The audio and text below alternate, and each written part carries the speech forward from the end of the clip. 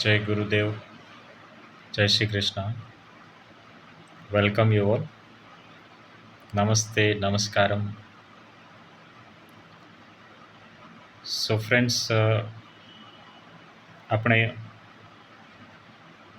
તમે લોકો જાણો છો કે આપણે દરરોજ કોઈને કોઈ એવા ટોપિક ઉપર ડિસ્કશન કરીએ છીએ, ચર્ચા કરીએ છીએ જે આપણી ડે ટુ ડે લાઈફમાં યુઝફુલ હોય, ઉપયોગી હોય, અને જેના લીધે આપણે થોડા ઘણો ચેન્જીસ ફેરફાર કરીને પણ આપણું લાઈફ બેટર બનાવી શકીએ, ડિસિપ્લિન કેળવી શકીએ, મહેનત કરી શકીએ, સારી સફળતા જીવનમાં મેળવી શકીએ. તો એના માટેના કેટલાક સેવા પોઈન્ટ્સ જે મારા ખ્યાલ પર આવે છે તે મારી સમજ પ્રમાણે હું રોજ એકાદ બે ટોપિક પર ડિસ્કશન કરું છું ને શેર કરું છું. તો એવો જ એક બીજો પોઈન્ટ છે મહેનત. હાર્ડવર્ક જેને કહેતા હોય, ઘણા કહેતા હોય કે મહેનત કરવી જોઈએ, મહેનત કરીને જ સફળતા. સાચી વાત છે, કેમ કે આપણે રોજિંદા જીવનમાં જોઈએ જ છે કે આપણી આસપાસની સોસાયટીમાં, સમાજમાં, દુનિયામાં, આપણા અડોશ પડોશમાં કે ક્યાંય પણ કે જે લોકો મહેનત કરે છે, મતલબ એ લોકો જીવનમાં ધાર્યું પરિણામ મેળવી શકે છે, સક્સેસ થાય છે. એટલે કે સફળતાની કુંજી ડિસિપ્લિન છે, એવી રીતે મહેનત પણ જરૂરી છે. પછી ઘણા હવે એક બીજો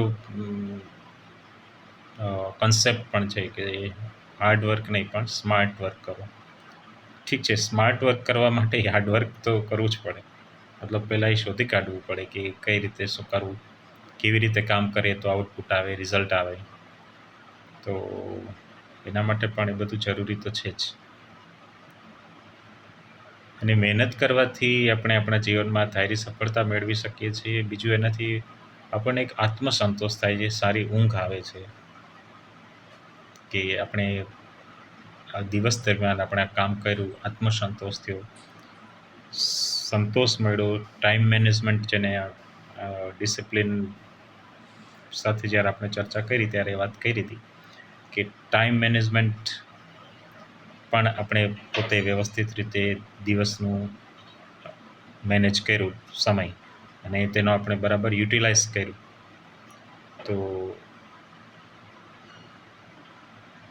મહેનત, હાર્ડવર્કિંગ પણ એટલું જ ઇમ્પોર્ટન્ટ છે લાઈફમાં.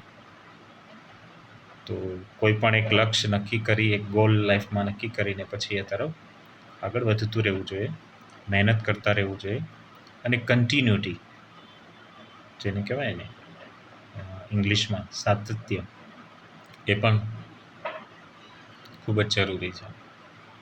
જય ગુરુદેવ, જય શ્રી કૃષ્ણ.